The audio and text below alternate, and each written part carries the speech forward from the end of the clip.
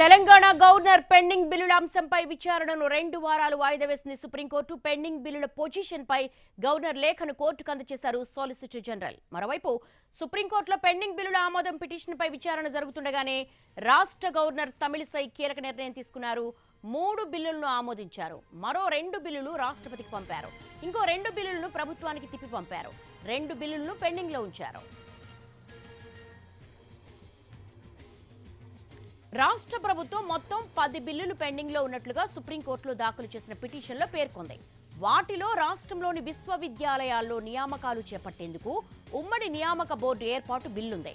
అలాగే సిద్దిపేట జిల్లా ములుగులో ఉన్న అటవీ కళాశాల పరిశోధనా సంస్థను తెలంగాణ అటవీ విశ్వవిద్యాలయంగా ఏర్పాటు బిల్లు, మరికొన్ని ప్రైవేటు విశ్వవిద్యాలయాలకు అనుమతిచ్చేలా ప్రైవేటు విశ్వవిద్యాలయాల చట్ట సవరణ బిల్లు, జీహెచ్ఎంసీ పురపాలక చట్టాలకు సవరణ బిల్లు, ఆజమాబాద్ ఇండస్ట్రియల్ ఏరియా చట్ట సవరణ బిల్లు, మోటార్ వెహికల్ చట్ట సవరణ బిల్లు, జయశంకర్ వ్యవసాయ విశ్వవిద్యాలయం చట్ట సవరణ బిల్లు, తెలంగాణ పంచాయతీరాజ్ చట్ట సవరణ బిల్లు, తెలంగాణ మున్సిపల్ చట్ట సవరణ బిల్లులు ఉన్నాయి.